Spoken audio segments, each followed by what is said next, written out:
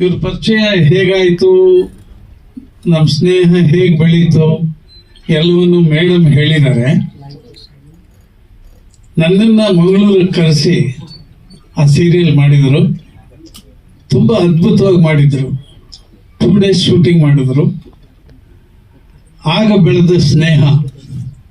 ನಾನು ಮಂಗಳೂರಿಗೆ ಬೇರೆ ಸಿನಿಮಾ ಶೂಟಿಂಗ್ ಹೋದ್ರು, ಅಲ್ಲಿ ಯಾವ್ದಾದ್ರು ಪ್ರೆಸ್ ಮೀಟ್ ಆದರೂ ನಾನು ಇರೋ ಜಾಗಕ್ಕೆ, ನಾನು ಇರೋ ಹೋಟ್ಲಿಗೆ ಬಂದು ನನ್ನ ಮಾತಾಡಿಸ್ಕೊಂಡು ಹೋಗ್ತಾರೆ. ಬರೀ ಕೈಯಲ್ಲಿ ಬರಲ್ಲ, ಏನಾದರೂ ಒಂದು ಗಿಫ್ಟ್ ತಂದು ಕೊಟ್ಬಿಟ್ಟು ಹೋಗ್ತಾರೆ. ಅವ್ರು ತುಂಬ ಹಂಬಲ್ ಆಗಿದ್ದಾರೆ. ನನಗೆ ಫಾದರ್ ಇಮೇಜ್ ನೀವು ಅಂತಾರೆ. ನನಗೆ ಇವರು ಗಾಡ್ ಫಾದರ್ ಇಮೇಜ್. ಹಾಗಾಗಿ ಆ ಎಮೋಷನಲ್ ಟಚಿಂಗ್ ಇದೆ ನಮ್ಮಿಬ್ಬರಲ್ಲಿ. ಹಾಗಾಗಿ ನಾನು ಖುಷಿಯಿಂದ ಬಂದಿದ್ದೀನಿ. ಆದರೆ ನಾನು ಕರ್ತವ್ಯದಲ್ಲೇ ಇದ್ದೀನಿ. ಒಂದು ವೆಬ್ ಸೀರೀಸಲ್ಲಿ ಆ್ಯಕ್ಟ್ ಮಾಡ್ತಾ ಇದ್ದೀನಿ. ರವಿ ಶ್ರೀವತ್ಸ ಅಂತ ಅವರು ಡೈರೆಕ್ಟ್ ಮಾಡ್ತಾ ಇದ್ದಾರೆ. ಮೊನ್ನೆ ಅಷ್ಟೇ ಗ್ಯಾಂಗ್ ಆಫ್ ಯೂಕೋ ಅಂತ ಒಂದು ಸಿನಿಮಾ ರಿಲೀಸ್ ಮಾಡಿದರು. ಅವರೀಗ ಒಂದು ವೆಬ್ ಸೀರೀಸ್ ಮಾಡಿದ್ದಾರೆ, ತುಂಬ ಅದ್ಭುತವಾದ ಕತೆ. ಅದೇನು ಅಂದರೆ ಬೆಳಿಗ್ಗೆ ಶೂಟಿಂಗ್ ಮಾಡಿದ್ದನ್ನು ಸಾಯಂಕಾಲ ಡಬ್ಬಿಂಗ್ ಮಾಡಬೇಕು. ನಾನು ಅರ್ಧ ಗಂಟೆ ಬರ್ತೀನಿ ಅಂತ ಬಂದ್ಬಿಟ್ಟಿದ್ದೀನಿ. ಇಲ್ಲಿಂದ ನಾನು ಹೋಗೋಕ್ಕೆ 2 ಗಂಟೆ ಬೇಕಲ್ಲಿಗೆ. ಹಾಗಾಗಿ ನಾನು ಸ್ವಲ್ಪ ತರಾತುರಿಯಲ್ಲಿದ್ದೇನೆ. ಇದೇ ಹೆಸರಲ್ಲಿ ಸಿನಿಮಾ ಮಾಡೋಕ್ಕೆ ಹೊರಟಿದ್ದಾರೆ ನಮ್ಮ ಫರ್ನಾಂಡಿಸ್ ಅವರು. ಅದಕ್ಕೆ ಕೈ ಜೋಡಿಸಿದ್ದಾರೆ, ಮನಸೋತಿದ್ದಾರೆ. ಆಸ್ಟ್ರೇಲಿಯಾದಿಂದ ನಿರ್ಮಾಪಕರು ಬಂದಿದ್ದಾರೆ. ಇವರು ನೆಲೆಸಿರೋದು ಅಲ್ಲೇ. ಆದರೆ ಒಂದು ಊರು, ಹುಟ್ಟಿದ ಊರು, ಆ ಊರಿನ ಋಣ ತೀರಿಸ್ಬೇಕು, ಅಲ್ಲೇನಾದರೂ ಮಾಡಬೇಕು ಅನ್ನೋ ಒಂದು ಅಪೇಕ್ಷೆಯಿಂದ ಬಂದಿದ್ದಾರೆ. ಅವರಿಗೆ ಶುಭ ಹಾರೈಸ್ತೀನಿ. ಫರ್ನಾಂಡಿಸ್ ಅವ್ರಿಗೂ ಶುಭ ಹಾರೈಸ್ತೀನಿ. ಒಳ್ಳೆ ನಿರ್ದೇಶಕರು, ಒಳ್ಳೆ ಸಿಂಗರು. ಈ ಒಂದು ಹೇಗೆ ಅಂದರೆ ಸ್ಮಾರ್ಟ್ ಫೋನ್ ಇದ್ದಂಗೆ ಎಲ್ಲ ಕೆಲಸನೂ ಮಾಡ್ತಾರೆ.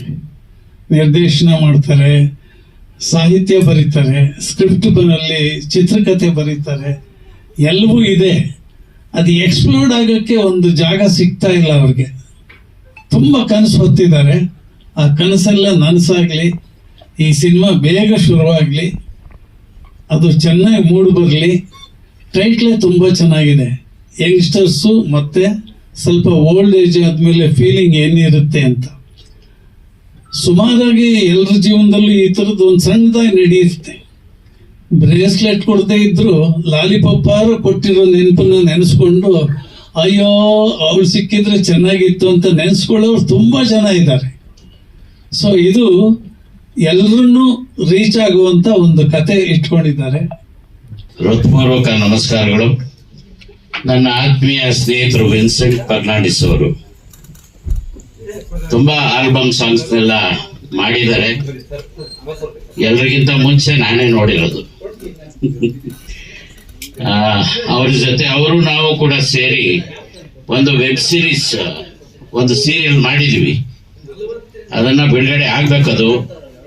ಕನ್ನಡ ಮತ್ತೆ ಎಷ್ಟು ಲ್ಯಾಂಗ್ವೇಜ್, ಕನ್ನಡ ತುಳು 2 ಭಾಷೆಯಲ್ಲಿ ನಾನು ಕೂಡ ಆಕ್ಟ್ ಮಾಡಿದ್ದೀನಿ. ಅದಾದಷ್ಟು ಬೇಗ ತೆರೆ ಕಾಣಬೇಕು ಅಂತ ಓಡಾಡ್ತಾ ಇದ್ದಾರೆ. ನಿಮ್ಮೆಲ್ಲರ ಪ್ರೋತ್ಸಾಹ ಅವರ ಮೇಲೆ ಇರಲಿ. ತುಂಬಾ ಒಳ್ಳೆ ಮ್ಯೂಸಿಕ್ ಡೈರೆಕ್ಟರು.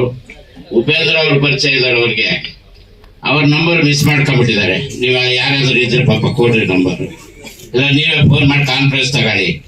ಅವ್ರಿಗೆ ಅವರನ್ನ ಭೇಟಿ ಮಾಡುವಂತ ಅವಕಾಶವನ್ನು ಮಾಡಿಕೊಡಿ. ಅವರ ಪ್ರತಿಭೆ ಬರೀ ಗಲ್ಫ್ ಕಂಟ್ರಿಗೆ ಇರೋದು ಬೇಡ, ನಮ್ಮ ಕರ್ನಾಟಕದಲ್ಲೇ ಹುಟ್ಟಿರೋರು ಇಲ್ಲಿಗೆ ಬರಲಿ ಅವರ ಪ್ರತಿಭೆ ಅಂತೇಳಿ ಆಶಿಸ್ತೇನೆ. ನಮಸ್ಕಾರ.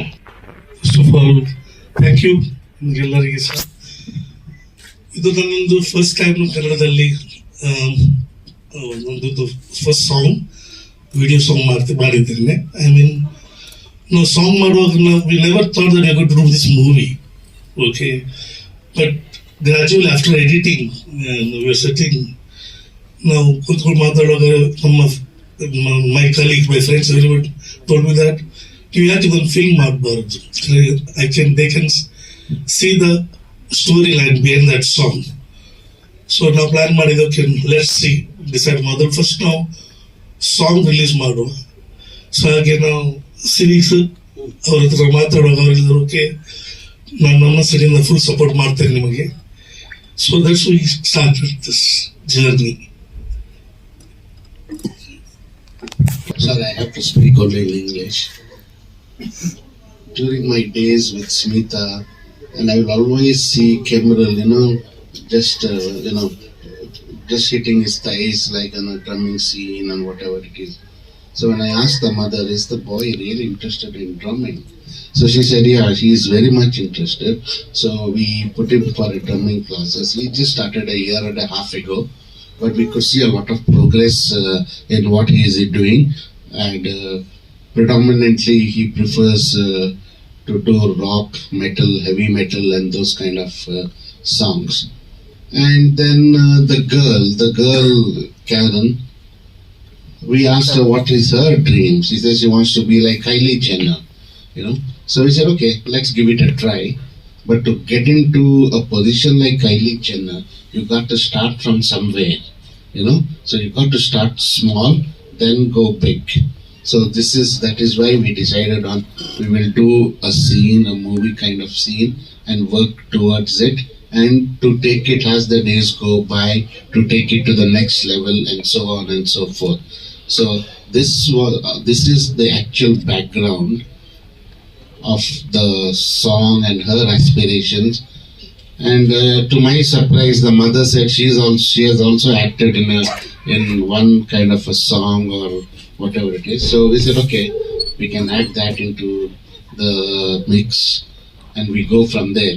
And that is how this idea originated. We met Vincent, and he told this is how it is going to be, and that is how it was shot. So this is the broad guidelines as to how we started this concept, and then how this concept has taken its root, and we want it to grow to a very, very big tree. So that's the plan. ನಾನು ಇದು ಈ ಸಾಂಗಿಗೆ ಅದು accidentally ನಾನು act ಮಾಡಿದ್ದು. ಇವರು director ಮತ್ತೆ ಬಂದು ಕೇಳಿದಾಗ ಆಕ್ಚುಲಿ ನನ್ನ ಮಗಳು ಆಕ್ಟಿಂಗ್ ಮಾಡ್ಲಿಕ್ಕಿಂತ ಹೇಳಿದ್ರು. ಮತ್ತೆ ಇವರು ಹೇಳಿದ್ರು ಅಂದ್ರೆ ಓಲ್ಡ್ ಏಜ್ ವರ್ಷನ್ಗೆ ನೀವು ಮಾಡ್ಬೋದ, ಹಾಗೆ ನಾವೊಂದು ಟ್ರೈ ಮಾಡುವ ಅಂತ ಹೇಳಿ ಮಾಡಿದ್ದು. Actually, I can't understand Kannada. Okay, this project. To be honest, I'm excited. At the same time, when Vincent sir asked me if you are interested in coming for this music show, I was like, yeah, why not?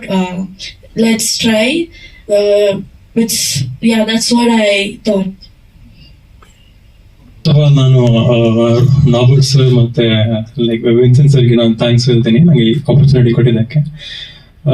ಅದೇ ಒಮ್ಮೆ ಮಂಗಳೂರಿಂದ ನಾನು ಬ್ಯಾಂಗ್ಳೂರಿಗೆ ಬರುವಾಗ ಒಂದು ಕಾಲ್ ಬಂತು, like ನೀ ಯಾಕೆ ಮಾಡ್ತೀಯಾ ಅಂತ, ಒಂದು ಸಾಂಗ್ ಉಂಟ ಅಂತ.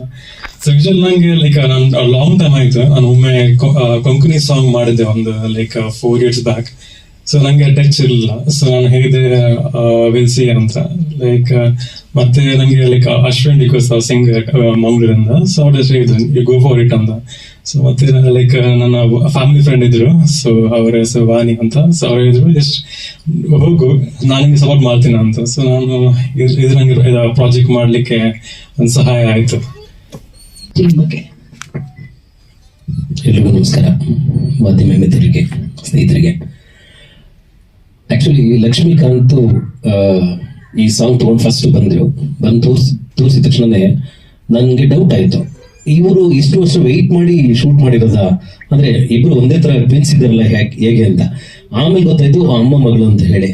ಸೊ ಆಮೇಲೆ ದುಬೈಯಿಂದ ನಮ್ಮ ವಿನ್ಸೆಂಟ್ ಬಂದ್ರು, ಅವ್ರು ಕೇಳಿದ್ರು ಸರ್ ಹೇಗಿದೆ, ಲೈಕ್ ಹೇಗೆ ಮಾಡೋಣ ಅಂತ ಹೇಳಿ. ಇದ್ರ ಜೊತೆಗೆ ಅವ್ರದ್ದು 5 ಸಾಂಗ್ ತಗೊಂಡು ಬಂದ್ರು.